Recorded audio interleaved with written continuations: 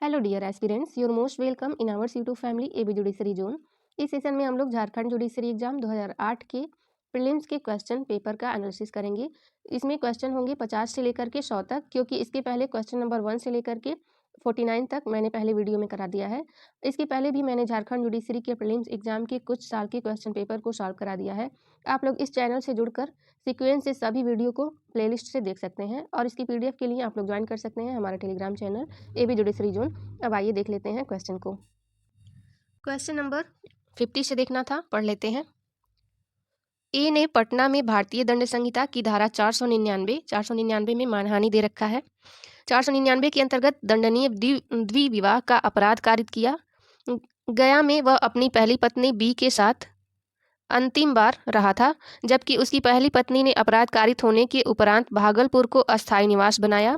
इस अपराध का विचारण निम्न में से किस स्थान के सक्षम क्षेत्राधिकार के न्यायालय के द्वारा हो सकता है? ऑप्शन पढ़ लेते हैं। Option A Patna, option B Bhagalpur, option C Gaya and option D उपयुक्त सभी। यहाँ पे राइट आंसर होगा ऑप्शन नंबर डी उपयुक्त सभी। नेक्स्ट क्वेश्चन पढ़ लेते हैं। क्वेश्चन नंबर 51, आशंकित खतरे का अपदूषण के अर्जेंट मामलों के संबंध में कार्यवाही करने की शक्ति मजिस्ट्रेट को प्राप्त है। ऑप्शन पढ़ लेते हैं इसका।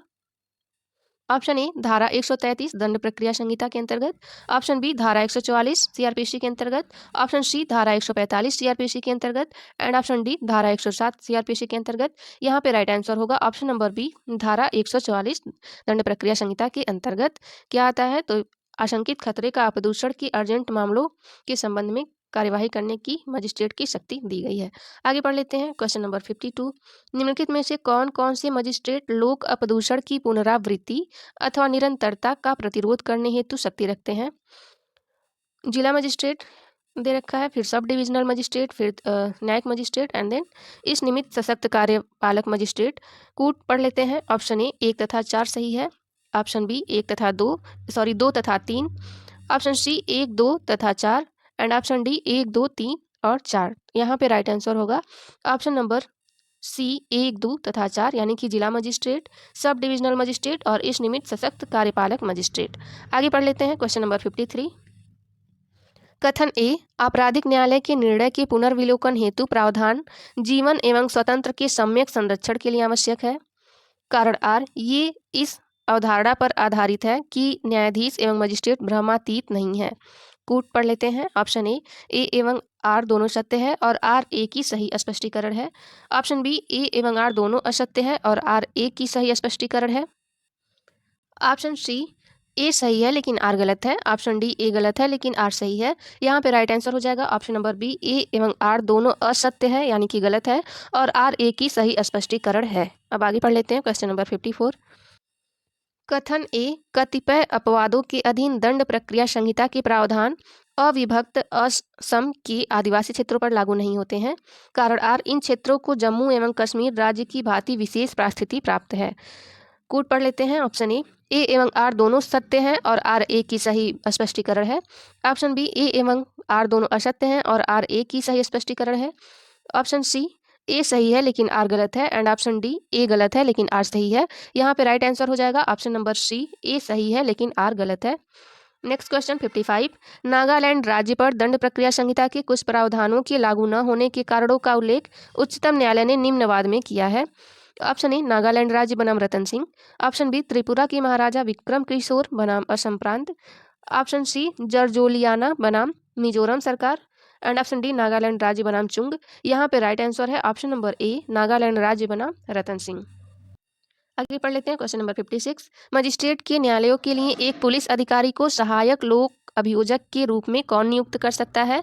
ऑप्शन ए पुलिस अधीक्षक, ऑप्शन बी जिला एवं सत्र न्यायाधीश, ऑप्शन सी जिला मजिस्ट्रेट एंड ऑप्शन डी राज्य सरकार के अनुरोध पर उच्च न्यायालय। तो यहाँ पे राइट आंसर हो जाएगा ऑप्शन नंबर सी जिला मजिस्ट्रेट। नेक्स्ट क्वेश्चन 57, निम्नलिखित में से किसको मजिस्ट्रेट वारंट के बिना गिरफ्तार कर सकता है? देख लेते हैं ऑप्शन। ऑप्शन ए मजिस्ट्रेट के स्थानीय क्षेत्राधिकार के अंतर्गत अपराध करने वाला कोई व्यक्ति परंतु अपराध उस मजिस्ट्रेट की उपस्थिति में न हो। ऑप्शन बी मजिस्ट्रेट की उपस्थिति में कहीं भी अपराध करने वाला कोई व्यक्ति।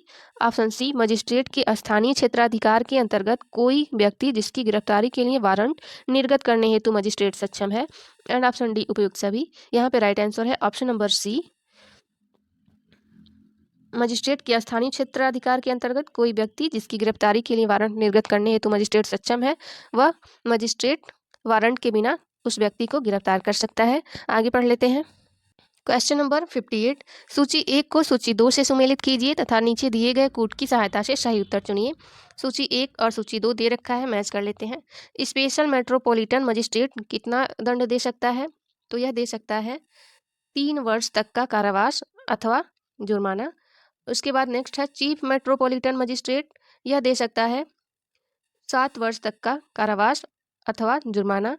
और द्वितीय श्रेणी का मजिस्ट्रेट, यह दे सकता है 1 वर्ष तक का कारावास तथा यहाँ पे मिस्टेक हो गया है, 1000 रुपये तक जुर्माना। ये क्वेश्चन बहुत पुराना है तो यहाँ पे दे नहीं रखा, अच्छे से दंड के बारे में नहीं दे रखा है। आप लोग इसको फिर से पढ़ लीजिएगा बुक से, बेयर एक्ट से। और इसमें सहायक सत्र न्यायाधीश का दे रखा है 10 वर्ष तक का कारावास। तो इस क्वेश्चन को आप लोग, इस टॉपिक को बेयर एक्ट से पढ़ लीजिएगा, ये क्वेश्चन कुछ ठीक नहीं है। आगे देख लेते हैं 59, जहां 2 या 2 से अधिक न्यायालयों में एक ही अपराध का संज्ञान लिया है और यह प्रश्न उठता है कि उनमें से किसको उस अपराध की जांच अथवा विचारण करना चाहिए। इस प्रश्न का विनिश्चय किया जाएगा यदि ये न्यायालय एक ही उच्च न्यायालय के अधीनस्थ है तो उस उच्च न्यायालय द्वारा, 2 में दे रखा है, उस उच्च न्यायालय द्वारा जिसके अपीलीय आपराधिक क्षेत्राधिकार की स्थानीय सीमाओं के अंतर्गत अभियुक्त निवास करता है, व्यवसाय करता है अथवा लाभप्रद नियोजन में लगा है। पॉइंट नंबर 3 है, यदि ये न्यायालय एक ही उच्च न्यायालय के अधीनस्थ है तो उस उच्च न्यायालय द्वारा संबंधित राज्य सरकार के परामर्श से। और पॉइंट 4 दे रखा है, यदि ये न्यायालय एक ही उच्च न्यायालय के अधीनस्थ नहीं है तो उस न्यायालय द्वारा जिसकी अपीलीय आपराधिक क्षेत्राधिकार की स्थानीय सीमाओं के अंतर्गत कार्यवाही सर्वप्रथम प्रारंभ हुई थी। तो यहाँ पे राइट आंसर हो जाएगा। यहाँ पे कूट देख लेते हैं। यहाँ से ऑप्शन ए 1 तथा 2 सही है, ऑप्शन बी 2 तथा 3, ऑप्शन सी 1 तथा 4 एंड ऑप्शन डी 1, 2, 3 तथा 4 सभी सही हैं। तो यहाँ पे राइट आंसर है ऑप्शन नंबर सी 1 तथा 4 सही है। यानी कि यदि ये न्यायालय एक ही उच्च न्यायालय के अधीनस्थ है तो उस उच्च न्यायालय द्वारा किया जाएगा, और यदि ये न्यायालय एक ही उच्च न्यायालय के अधीनस्थ नहीं है तो उस उच्च न्यायालय द्वारा जिसकी अपीलीय अधिकारिता क्षेत्राधिकार की स्थानीय सीमाओं के अंतर्गत कार्यवाही सर्वप्रथम प्रारंभ हुई थी, उसके द्वारा किया जाएगा। आगे पढ़ लेते हैं। क्वेश्चन नंबर 60, कथन ए, भिन्न सत्र प्रखंडों में वादों के विचारण किए जाने के संबंध में आदेश देने की राज्य की शक्ति अत्यंत सीमित है। कारण आर, इस असाधारण शक्ति का प्रयोग तब हो सकता है जब लोक न्याय का कारण इसके प्रयोग को न्यायोचित करता हो। कूट पढ़ लेते हैं। ऑप्शन ए एवं आर दोनों सत्य हैं और आर ए की सही स्पष्टीकरण है। ऑप्शन बी ए एवं आर दोनों असत्य हैं और आर ए की सही स्पष्टीकरण है। ऑप्शन सी ए सही है लेकिन आर गलत है एंड ऑप्शन डी ए गलत है लेकिन आर सही है। यहाँ पे राइट आंसर हो जाएगा ऑप्शन नंबर ए एवं आर दोनों सत्य है और आर ए की सही स्पष्टीकरण है। नेक्स्ट क्वेश्चन पढ़ लेते हैं 61, पति एवं पत्नी, ऑप्शन ए एक दूसरे के विरुद्ध विवाह विषयक मामलों में सक्षम गवाह हैं। ऑप्शन बी एक दूसरे के विरुद्ध सक्षम गवाह नहीं हैं क्योंकि दोनों विधि के अंतर्गत एक हैं। ऑप्शन सी एक दूसरे के विरुद्ध केवल दीवानी मामलों में सक्षम गवाह हैं एंड ऑप्शन डी एक दूसरे के विरुद्ध दीवानी तथा आपराधिक मामलों में सक्षम गवाह हैं। यहाँ पे राइट आंसर हो जाएगा ऑप्शन नंबर डी कि पति और पत्नी एक दूसरे के विरुद्ध दीवानी तथा अपराधी दोनों तरह के मामले में सक्षम गवाह होते हैं। आगे पढ़ लेते हैं। क्वेश्चन नंबर 62, सूची 1 को सूची 2 से सुमेलित कीजिए तथा नीचे दिए गए कूट की सहायता से सही उत्तर चुनिए। कर लेते हैं मैच। ए में दे रखा है खून के दाग तथा ब्लड ग्रुप, इसका हो जाएगा ऑप्शन 3। बी बनाम अटॉर्नी जनरल, ऑटोमेटिक कैमरा, यह किस केस में आया था? तो रेग बनाम डॉडसन के। टेप रिकॉर्ड किया गया बयान, यह हुआ था यूसुफ अली बनाम महाराष्ट्र राज्य के केस में। और हैंड राइटिंग से संबंधित वाद कौन सा है? तो गुजरात राज्य बनाम छोटा लाल पाटनी का है। आगे पढ़ लेते हैं। क्वेश्चन नंबर 62 का ऑप्शन हो जाएगा ऑप्शन नंबर बी सही था। पढ़ लेते हैं आगे। क्वेश्चन नंबर 63, निम्नलिखित में से कौन सा युग्म सुमेलित नहीं है? ध्यान से देखिएगा आप लोग, नहीं पूछा गया है। देख लेते हैं। ऑप्शन ए यह कि एक आदमी ने कुछ सुना या कहा, तथ्य कहा जाएगा। ऑप्शन बी नक्शा या पालन, दस्तावेज कहा जाएगा। ऑप्शन सी मूल से बनाई या तुलना की गई प्रतिलिपियों को साक्ष्य कहा जाएगा, साक्ष्य में आ जाएगा। ऑप्शन डी तथ्य जो विवादक तथ्य से इस प्रकार संलग्न है कि एक ही संव्यवहार के अंग हो। यहाँ पे दे रखा है रूल नीसी, तो यही ऑप्शन हमारा गलत हो जाएगा। ऑप्शन नंबर डी कि यह तथ्य जो विवादक तथ्य से इस प्रकार संलग्न है कि एक ही संव्यवहार के अंग हो, यह संबंधित है धारा 6 से। तो यहाँ पे हमारा राइट आंसर हो जाएगा ऑप्शन नंबर डी। आगे देख लेते हैं 64, सूची 1 को सूची 2 से सुमेलित कीजिए तथा नीचे दिए गए कोड की सहायता से सही उत्तर चुनिए। मैच कर लेते हैं। उत्प्रेरण, धमकी तथा वचन द्वारा कारित संस्वीकृति यह किस केस में आया था? तो यह इसका केस है प्यारी लाल भार्गव बनाम राजस्थान राज्य। कस्टम अधिकारी के समक्ष संस्वीकृति यह आया था पंजाब राज्य बनाम, यहाँ पे मिस्टेक हो गया है, दे नहीं रखा है आगे का। आगे पढ़ लेते हैं क्वेश्चन ऑप्शन सी में अभियुक्त की प्रथम सूचना रिपोर्ट में स्वीकृति यह किस केस से संबंधित है? तो यह संबंधित है अग्नू नागेशिया बनाम राज्य से। और डी में दे रखा है पुलिस हिरासत में दिए गए बयान, तो यह हो जाएगा हमारा 4 बम्बई राज्य बनाम काठी कालू ओघड़। इस हिसाब से हमारा राइट आंसर हो जाएगा option number D. Next question, question number 65। प्रश्न यह है कि क्या ए को लूटा गया? यह तथ्य कि उसने किसी शिकायत को किए बिना कहा उसे लूट लिया गया। ऑप्शन ए सुसंगत तथ्य की तैयारी दर्शित करते हुए सुसंगत है। ऑप्शन बी आचरण को दर्शित करते हुए सुसंगत है। ऑप्शन सी सुसंगत तथ्य के प्रभाव को दर्शित करते हुए सुसंगत है। एंड ऑप्शन डी साक्ष्य अधिनियम की धारा 32 अथवा धारा 157 के अंतर्गत सुसंगत हो सकता है। यहाँ पे राइट आंसर होगा ऑप्शन नंबर डी साक्ष्य अधिनियम की धारा 32 अथवा धारा 157 के अंतर्गत सुसंगत हो सकता है। आगे है क्वेश्चन नंबर 66। ए चुराए गए माल को चोरी का जानते हुए भी प्राप्त करने का अभियुक्त है। वह यह सिद्ध करने का प्रस्ताव करता है कि उसने उनको उनके मूल्य से कम पर बेचने से इनकार कर दिया। वह ऑप्शन ए इसे सिद्ध नहीं कर सकता। ऑप्शन बी इसे सिद्ध कर सकता है यदि वह स्वीकृति से भिन्न रूप में सुसंगत है। ऑप्शन सी सिद्ध कर सकता है क्योंकि वह विवादक तथ्य से प्रभावित आचरण का स्पष्टीकरण है। एंड ऑप्शन डी उपयुक्त में से कोई नहीं। यहाँ पे राइट आंसर हो जाएगा ऑप्शन नंबर सी सिद्ध कर सकता है क्योंकि यह विवादक तथ्य से प्रभावित आचरण का स्पष्टीकरण है। आगे पढ़ लेते हैं क्वेश्चन नंबर 67। निम्नलिखित में से कौन सा एक कथन सही है?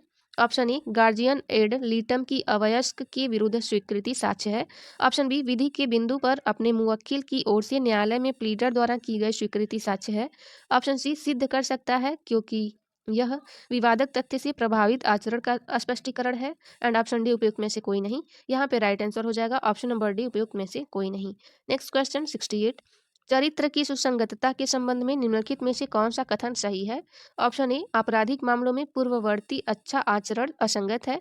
ऑप्शन बी आपराधिक कार्यवाहियों में पूर्ववर्ती खराब आचरण सुसंगत है। एंड ऑप्शन सी दीवानी वादों में अभ्यारोपित आचरण को सिद्ध करने हेतु चरित्र सुसंगत है। एंड ऑप्शन डी दीवानी वादों में क्षतिपूर्ति की राशि को प्रभावित करने वाला किसी व्यक्ति का चरित्र सुसंगत है।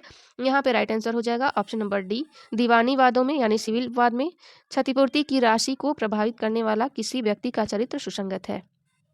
आगे पढ़ लेते हैं क्वेश्चन नंबर 69। जब न्यायालय को किसी व्यक्ति के डिजिटल हस्ताक्षर के बारे में राय बनानी हो तो निम्नलिखित में से किसकी राय सुसंगत होगी?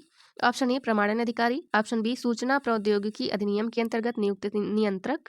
ऑप्शन सी इंटरनेट सेवा प्रदाता। एंड ऑप्शन डी डिजिटल हस्ताक्षर प्रमाण पत्र निर्गत करने वाले प्रमाणन प्राधिकारी। यहाँ पे राइट आंसर हो जाएगा ऑप्शन नंबर डी डिजिटल हस्ताक्षर प्रमाण पत्र निर्गत करने वाले प्रमाणन अधिकारी। आगे पढ़ लेते हैं क्वेश्चन नंबर 70। निम्नलिखित में से किस वाद में उच्चतम न्यायालय ने साक्ष्य अधिनियम की धारा 115 के परे साम्यपूर्ण विबंधन के सिद्धांत की प्रयोज्यता पर संदेह व्यक्त किया था? Option A Mercantile Bank of India Limited बनाम Central Bank of India Limited. Option B Madanappa बनाम Chandramma. Option C Turner Porison and Company बनाम Hungerford Investment Trust Limited. And option D Sitaram बनाम उत्तर प्रदेश राज्य। यहाँ पे राइट आंसर है option number A Mercantile Bank of India Limited बनाम Central Bank of India Limited. Next question 71।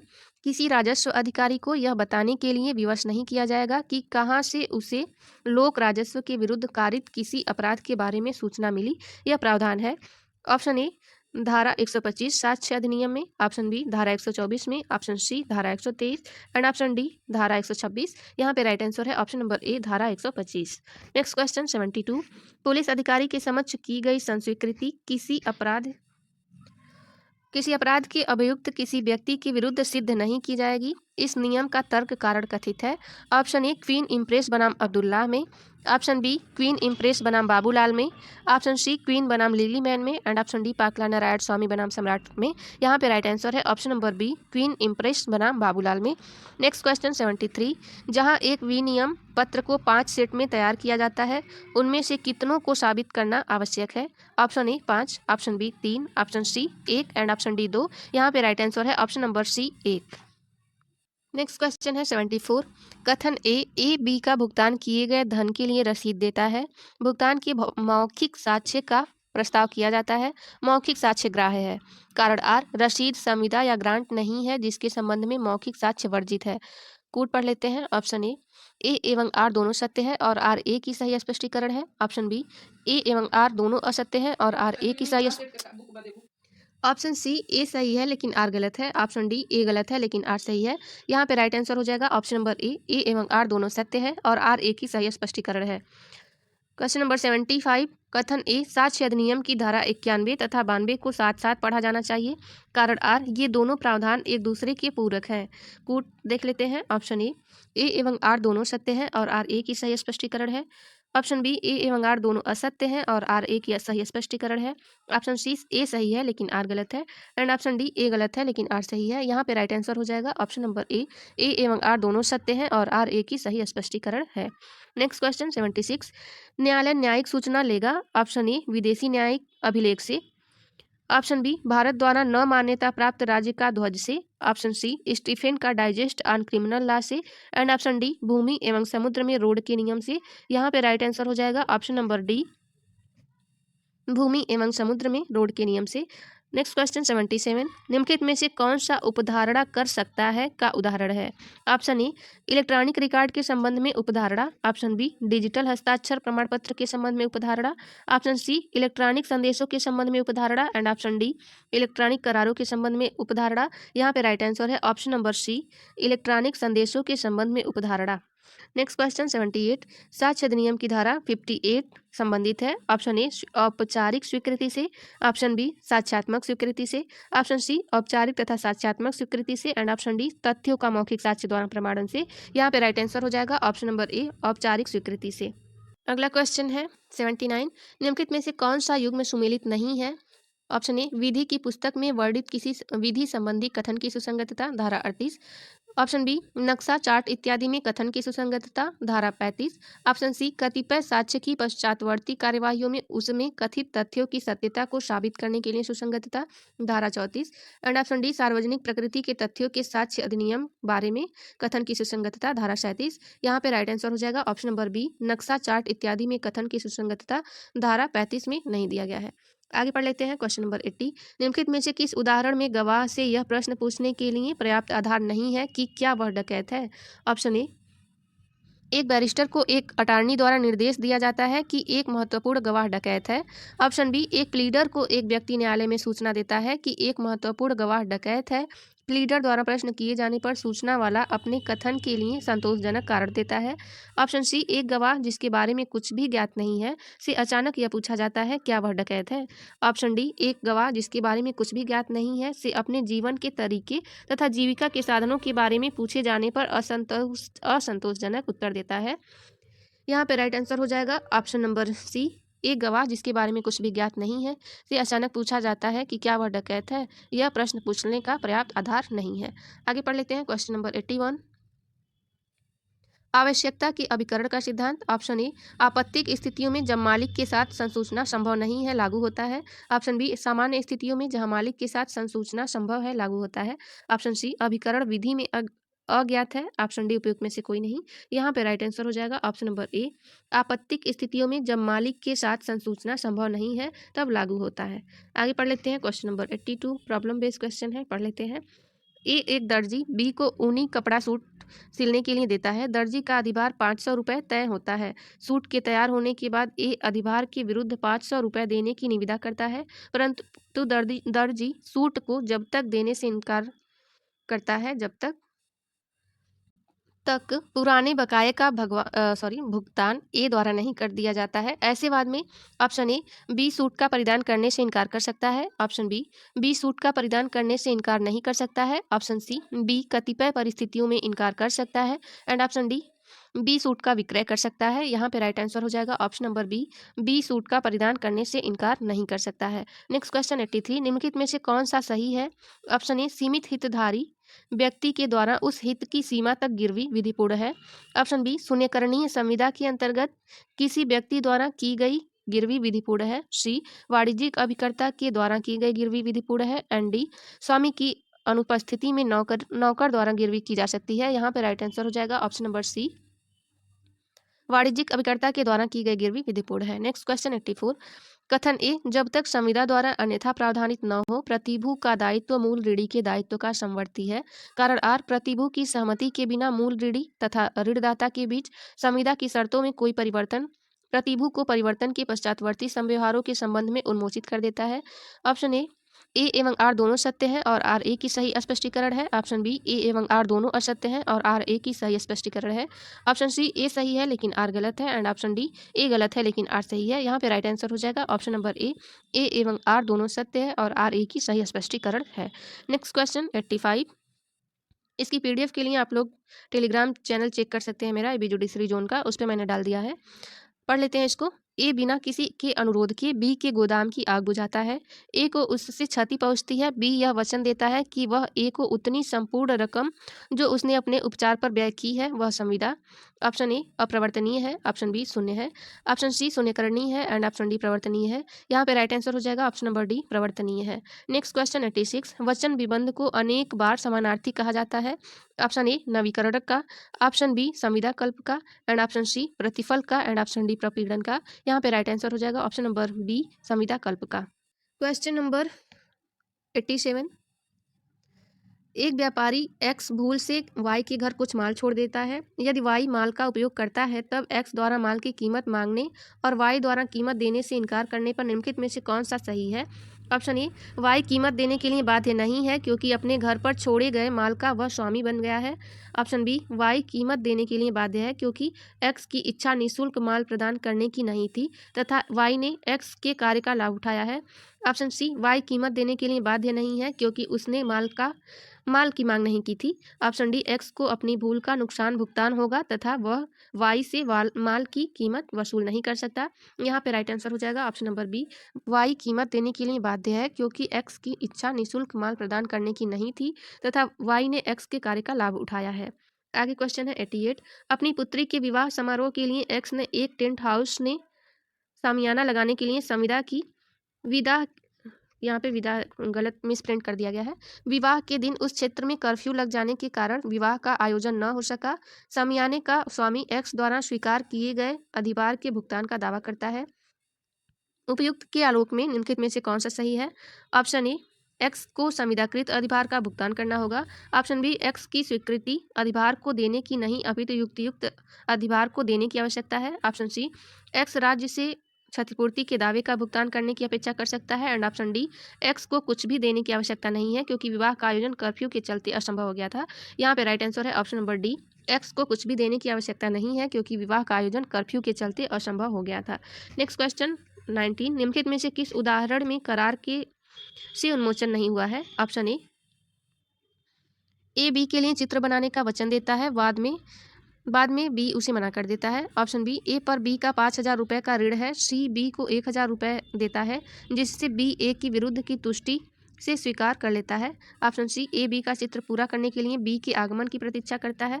And option D, ए पर B का 2,000 रुपये का ऋण है, उस पर अन्य लेनदारों का भी ऋण है। ए अपने लेनदारों से जिनमें बी भी शामिल है समझौता कर लेता है कि वह उन्हें आधार की आधी रकम देता है। ए बी को 1,000 रुपये देता है।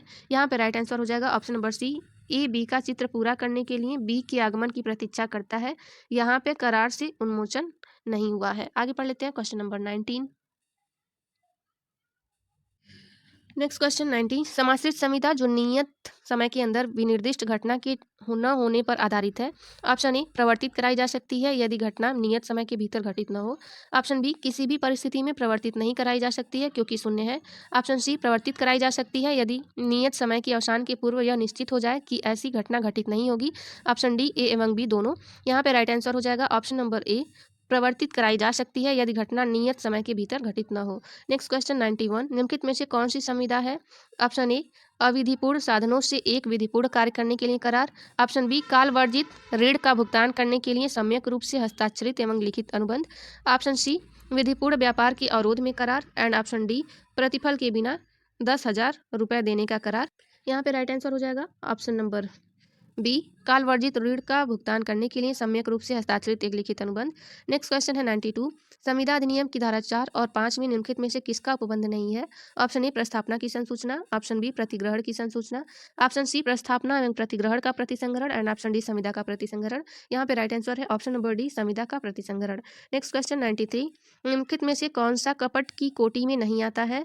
ऑप्शन ए किसी तथ्य को सक्रिय रूप से छिपाना, ऑप्शन बी पालन करने का कोई आशय रखे बिना कोई वचन देना, ऑप्शन सी किसी तथ्य का जो सत्य नहीं है यह विश्वास न होते हुए प्रस्तुत करना ताकि वह सत्य है, ऑप्शन डी ईमानदारी से यह विश्वास करते हुए कि वह सत्य है और यह बिना जाने कि वह मिथ्या है कोई व्यपदेशन करना। यहाँ पे राइट आंसर हो जाएगा ऑप्शन नंबर डी, ईमानदारी से यह विश्वास करते हुए कि वह सत्य है और यह बिना जाने कि वह मिथ्या है कोई व्यपदेशन करना कपट की कोटि में नहीं आता है। आगे क्वेश्चन है 94, व्यतिक्रम की तारीख से बढ़ी हुई दर से ब्याज का अनुबंध कहलाता है? ऑप्शन ए नुकसानी, ऑप्शन बी शास्ती एंड ऑप्शन सी परिनिर्धारित नुकसानी एंड ऑप्शन डी प्रतिकर। यहाँ पे राइट आंसर है ऑप्शन नंबर बी शास्ती यानी कि दंड। नेक्स्ट क्वेश्चन पढ़ लेते हैं। क्वेश्चन नंबर 95, सूची 1 को सूची 2 से सुमेलित कीजिए तथा नीचे दिए गए कूट की सहायता से सही उत्तर चुनिए। मैच कर लेते हैं। टिन बनाम हाफमैन एंड कंपनी, यह किससे संबंधित है? तो यह संबंधित है प्रति प्रस्थापना से। और फीसर बनाम बेल, यह संबंधित है प्रस्थापना के लिए आमंत्रण से। कर्लिल बनाम कार्बोलिक स्मोक बाल कंपनी लिमिटेड, यह संबंधित है कीमत का कोटेशन से। और हार्वी बनाम फैसी का वार्ड संबंधित है जनसाधारण को की प्रस्थापना से। तो इस हिसाब से हमारा राइट आंसर हो जाएगा ऑप्शन नंबर ए। नेक्स्ट क्वेश्चन पढ़ लेते हैं। क्वेश्चन नंबर 96, निम्नलिखित प्रस्थापनाओं में से कौन सा सही है? ऑप्शन ए अवयस्क की संविदा शून्य होने के कारण अवयस्क उसे प्रदत्त आवश्यक वस्तुओं के लिए संदाय करने के लिए आबद्ध नहीं है। ऑप्शन बी अवयस्क की संविदा शून्यकरणीय है इसलिए उसे प्रदत्त आवश्यक वस्तुओं के संदाय के लिए वह आबद्ध है। ऑप्शन सी अवयस्क को प्रदत्त आवश्यक वस्तुओं के लिए संदाय करने के लिए वह आबद्ध है क्योंकि अवयस्क की संविदा विधिमान्य है। ऑप्शन डी अवयस्क की संविदा शून्य है परंतु वह उसे प्रदत्त आवश्यक वस्तुओं के लिए संदाय करने के लिए आबद्ध है। यहाँ पे राइट आंसर हो जाएगा ऑप्शन नंबर डी, अवयस्क की संविदा शून्य है परंतु वह उसे प्रदत्त आवश्यक वस्तुओं के लिए संदाय करने के लिए आबद्ध है। नेक्स्ट क्वेश्चन में मैच करना है, देख लेते हैं। 97, सूची 1 को सूची 2 से सम्मिलित कीजिए तथा नीचे दिए गए कूट की सहायता से सही उत्तर चुनिए। मैच कर लेते हैं। अंतक्षेपी असंभवता, इसका हो जाएगा विफलीकरण। प्रतिफल हो जाएगा 100%। सद्भाव में हो जाएगा परम विश्वास संविदा। एंड डेवलप टावर कंपनी बनाम सेल्फ्रिज एंड कंपनी का हो जाएगा संविदात्मक संबंध। आगे पढ़ लेते हैं नेक्स्ट क्वेश्चन। 98, कथन ए विवाह दलाली की संविदा विधिमान्य है, कारण आर विवाह दलाली की संविदा लोकनीति के विरुद्ध है। ऑप्शन पढ़ लेते हैं। ऑप्शन ए एवं आर दोनों सत्य है और आर ए की सही स्पष्टीकरण है। ऑप्शन बी ए एवं आर दोनों असत्य है और आर ए की सही स्पष्टीकरण है। ऑप्शन सी ए सही है लेकिन आर गलत है एंड ऑप्शन डी ए गलत है लेकिन आर सही है। यहाँ पे राइट आंसर हो जाएगा ऑप्शन नंबर डी ए गलत है लेकिन आर सही है। नेक्स्ट क्वेश्चन 99, निम्नलिखित में से कौन सी एक उपनिहिति के कर्तव्य है? देख लेते हैं। माल का युक्ति संगत देखरेख करने का कर्तव्य, माल के अनधिकृत उपयोग न करने का कर्तव्य, उपनिहित माल के साथ अपने माल को मिश्रित न करने का कर्तव्य, उपनिहिति के देखरेख के बावजूद माल को कारित करने के लिए प्रतिकर देने का कर्तव्य। यहाँ पे राइट आंसर हो जाएगा ऑप्शन नंबर बी, यानी कि केवल 1, 2 और 3 कथन सही है। नेक्स्ट क्वेश्चन 100, एडमसेन बनाम जार्विस किस पर निदर्शकवाद है? ऑप्शन ए उपनिधान पर, ऑप्शन बी क्षतिपूर्ति की संविदा पर, ऑप्शन सी प्रत्याभूति की संविदा पर एंड ऑप्शन डी गिरवी पर। यहाँ पे राइट आंसर है ऑप्शन नंबर बी क्षतिपूर्ति की संविदा पर। अब यहाँ पे ये सभी क्वेश्चन कंप्लीट हो गए क्योंकि 100 तक ही क्वेश्चन दे रखा था 2008 के क्वेश्चन पेपर में। आप लोग बार बार देखते रहिए ताकि क्वेश्चन अच्छे से क्लियर हो जाए। Thank you for watching.